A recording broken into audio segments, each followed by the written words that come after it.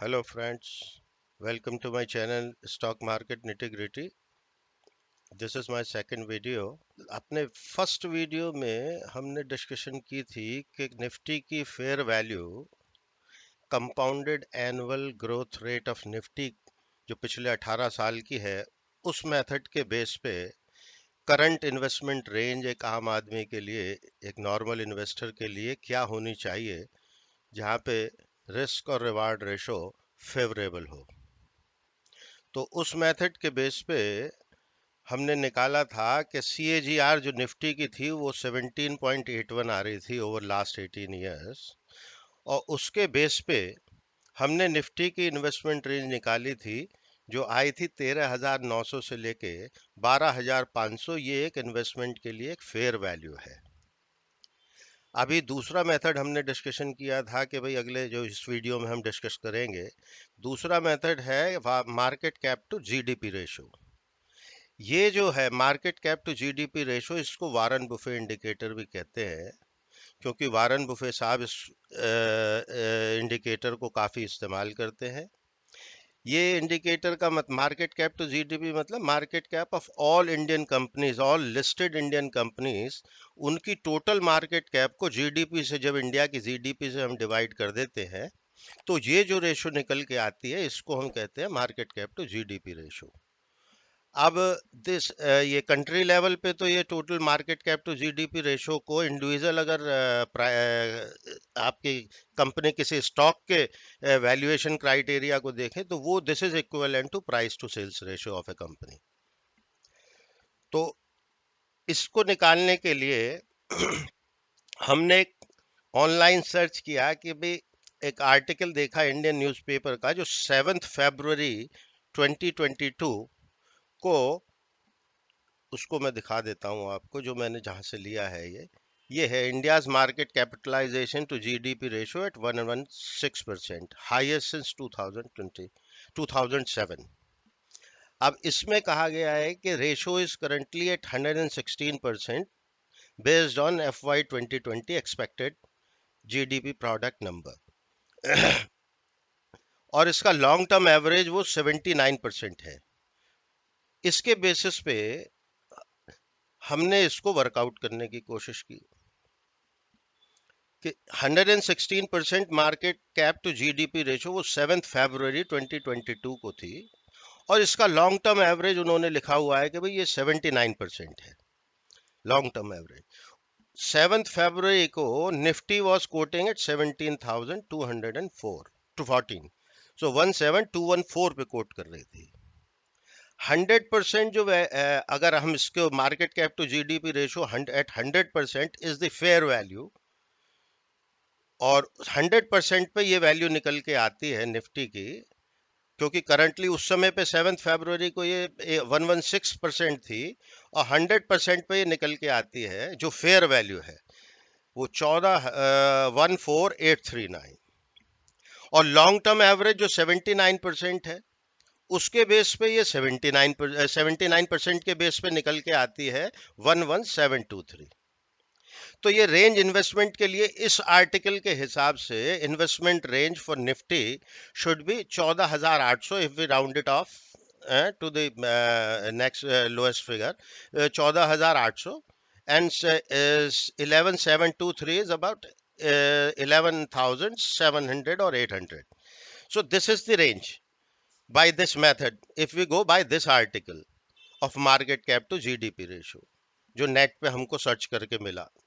एक दूसरा आर्टिकल भी हमारे को नेट पे मिला, वो May 6 2022 को market cap to GDP ratio 96.60% बताता है। वो भी मैं आपको दिखाता हूं।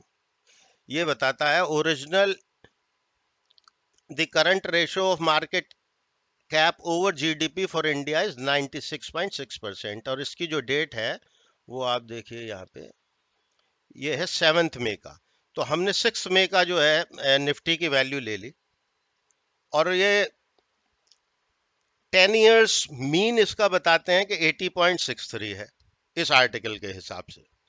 तो करंटली जो इस तारीख को है 96.6% पे वो निफ्टी चल रही है, और 80.63 इसका जो है लास्ट 10 ईयर्स का एवरेज है, मीन है। इसके हिसाब से अब हमने कैलकुलेशन करने की कोशिश की है। तो market cap to GDP on 6 में, क्योंकि 7th को ये आर्टिकल है तो 6th की इन्होंने हमने वैल्यू ले ली पिछले डेट की, क्योंकि जब तो मॉर्निंग में ये न्यूज आ गई तो 96.6% पे, और उस दिन निफ्टी ट्रेड कर रही थी 16342 पे।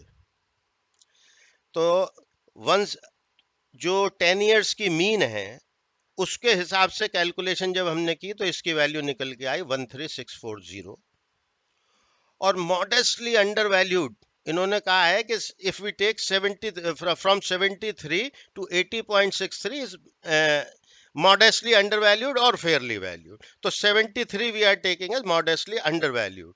तो 73% पे ये वैल्यू निकल के आती है 12350।